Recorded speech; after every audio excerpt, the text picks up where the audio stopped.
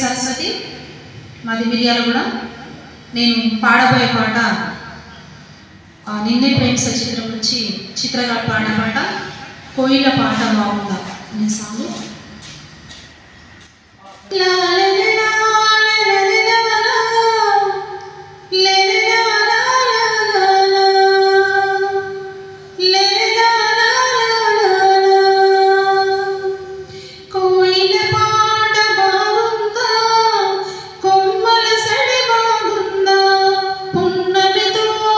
సూర్యాపేట జిల్లాలో ఉన్నటువంటి ఒక ఫోక్ సింగర్ దగ్గర ఉన్నాం.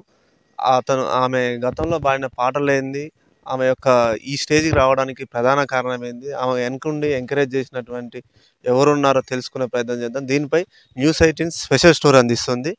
చెప్పండి మేడం, మీ పేరు? నమస్కారం సార్, నా పేరు సరస్వతి సార్. మాది మిర్యాలగూడ. మిర్యాలగూడ నుంచి వచ్చాను సార్. నేను చెప్పండి. మీది అంటే సార్, నాకు చిన్నప్పటి నుంచి పాటలంటే ఇష్టం.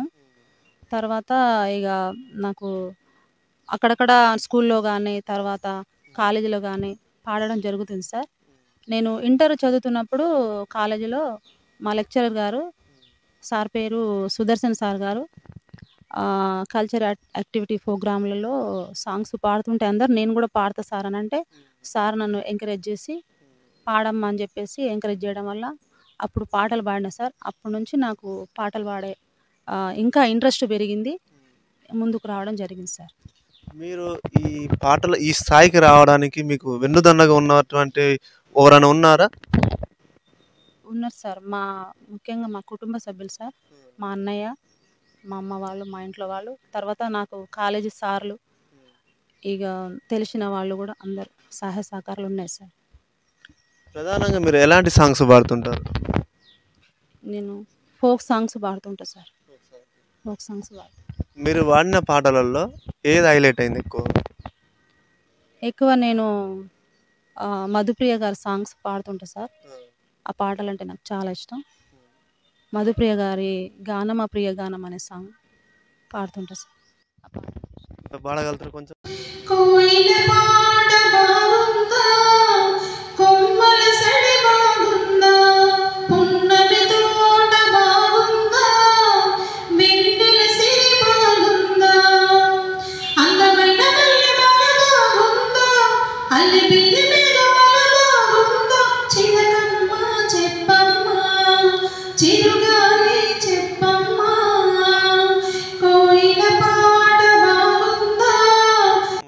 మీరు ఈ స్థాయికి రావడానికి ఎలాంటి కష్టాలు ఎదిరించి వచ్చారు? చాలా కష్టాలు సార్. అంటే మాది చాలా పేద కుటుంబం. నాన్నగారు రిక్షా నడిపిస్తుంటారు, అమ్మ పండ్ల వ్యాపారం చేస్తుంది. 2 అమ్మాయిలు, 3 అన్నయ్యలు. మాది అసలు మహబూబ్ నగర్ డిస్టిక్. మేము వలస రావడం జరిగింది. ఇక్కడికి వచ్చి ఇక మా అమ్మ వాళ్ళు పండ్ల వ్యాపారం, నాన్నగారు రిక్షా దొక్కి మమ్మల్ని పెంచి పెద్ద చేశారు. తర్వాత ఇక్కడే చదువుకొని ఇక్కడే ఉండి ఇక నాన్నగారు వాళ్ళు కష్టపడుతుంటే చూసుకుంటే ఇక చదువుకుంటా, ఇక నేను కూడా నాకు కూడా పాటలు అంటే ఇట్లా పాడడం చాలా ఇష్టం సార్. అందుకే పాడుతూ ఉంటా సార్ సాంగ్. మీరు మీ వంశపరంగా కానీ మీ కుటుంబ పరంగా కానీ ఈ పాటలు పాడేవారు వృత్తిరీత్యా ఎవరైనా ఉన్నారా? లేరు సార్, మొదటిసారిగా మీరే? నేనే సార్.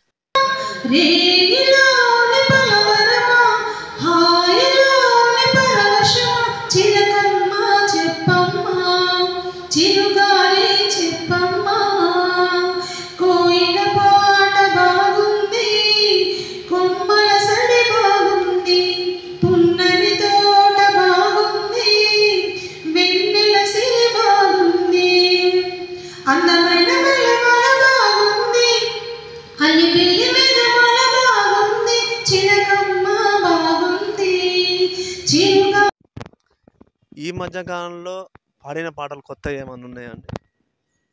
ఒక సాంగ్ ఉంది సార్, మిర్యాలగూడలో మిర్యాలగూడ నియోజకవర్గంలో ఎమ్మెల్యే సార్ గారైన బిఎల్ఆర్ గారు, బత్తుల లక్ష్మారెడ్డి గారు సారు నాకు మొదటిసారిగా సార్ గారి పాట పాడే అవకాశం ఇవ్వడం జరిగింది. నేను ఆ సార్ పేరు మీదుగా ఒక పాట పాడడం జరిగింది సార్. దండు కదిలే పల్లె పల్లెల్లో ఊరంతా ఊరేగే వాడవాడల్లో.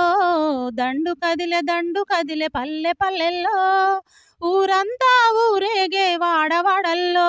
మన అన్న బిల్లారు కదులుతున్నాడో, మన అన్న బిల్లారు కదులుతున్నాడో, ఇక సమరానికి సయ్యంటూ సాగుతున్నాడో. దండు కదిలే పల్లె పల్లెల్లో ఊరంతా ఊరేగే వాడవాడల్లో.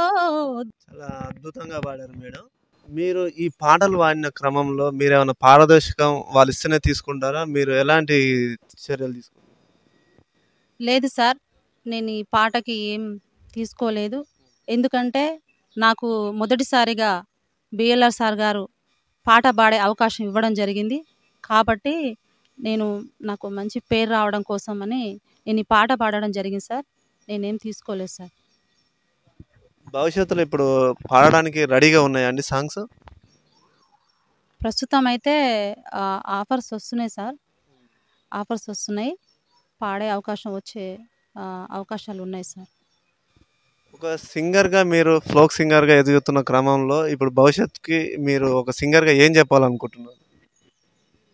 అంటే సార్ మాది మిర్యాలగూడ కాబట్టి మిర్యాలగూడలో దాదాపుగా నేను 10-12 సంవత్సరాల నుంచి పాటలు పాడాలని పాడుతున్నా సార్. కానీ నాకు సరైన వేదిక అనేది దొరకలేదు సార్. కాబట్టి నాలాంటి సింగర్స్ చాలామంది ఉన్నారు సార్. వాళ్ళని వెలికి తీయడానికి అనేది మంచి వేదిక అనేది లేదు సార్. మిర్యాలగూడలో ఒక సంగీతం టీచర్ లేరు, డ్యాన్స్ స్కూల్ లేదు, ఎలాంటి సౌకర్యాలు లేవు సార్. ఏంటంటే మంచి వేదిక అనేది ఉంటే చాలామంది కళాకారులు బయటికి రావడానికి అవకాశం ఉంటుంది సార్. అలా లేకపోవడం వల్ల నేను వెనుక ఉండిపోవడం జరిగింది సార్.